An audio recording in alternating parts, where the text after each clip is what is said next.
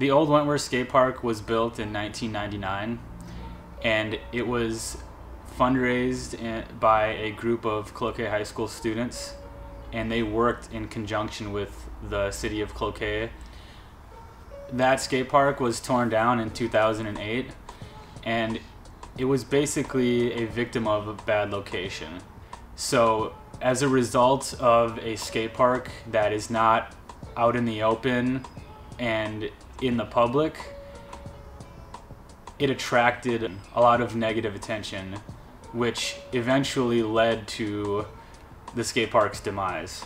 The only thing is you have to police yourself, when you're there, and make sure that a lot of these kids feel that they can go there without being harassed, threatened. But there's a really small element that was causing the issues, and I think it really has a reputation among some people that is unearned and is not fair. I think it's a very positive activity. Without a skate park, the skateboarding youth, they skate on the streets, they go to businesses in town, they still occupy Wentworth. But every summer we've had our rails and our boxes confiscated by the city of Cloquet because it's not a skate park anymore. Well, if we had a skate park, it could probably be a lot better, but I still try hard and skate any spot in town. They're going to skateboard no matter what. It's not like you just get the kids are going to say, oh, well, we don't have a skate park, so I'm not going to do skateboarding. We come mostly down here to the supermarket, otherwise we skateboard at a couple of schools, so we have to travel around a lot or walk. As far as public skate parks in the area, the nearest one is Gary, New Duluth. And Superior has a really nice modular skate park that is used by a lot of the surrounding community. So the youth that don't have vehicles, the youth that aren't going to skateboard to Duluth, they have to get rides from their parents or from older peers that skateboard if they want to even go to a skate park at all. Right now I usually drive a van of boys all over Minnesota for somewhere to skate. And as a parent living in Cloquet without a skate park, it's stressful because the boys are skating in places that they're not always welcome, and there's been some police calls. We get kicked out of spots like 3 to 4 times a day. I know that when we go to skate parks like St. Cloud or Maple Grove, we spend the day there, sometimes the night, do some shopping, eat out, so it'd be good for Cloquet to have visitors that are coming to skate. In the 5 years, we've done 3 pancake breakfasts. We did a spaghetti feed. We've made our own t-shirts. We've done fundraisers outside of Walmart.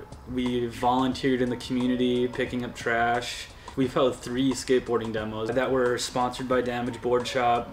This last November, we did Plies with Purpose, which was a skateboarding deck art show, which raised just roughly $3 grand. And I think that group has really evolved from one that just said we want a skate park but didn't really have a formula or a plan or necessarily a lot of concrete ideas about how it should work. And they've been really involved. They've done tons of work. They've done a lot of homework and a lot of research. Skateboarding is based in failure. Like if you're gonna skate, and if you've skated before, you know that you have to fail time and time and time again before you ever land that trick that you want. And once that success comes, you find that you've learned more in the process of failure than you did actually landing the trick. The act of skateboarding can be compared to the advocacy that has been going on for 6-7 years.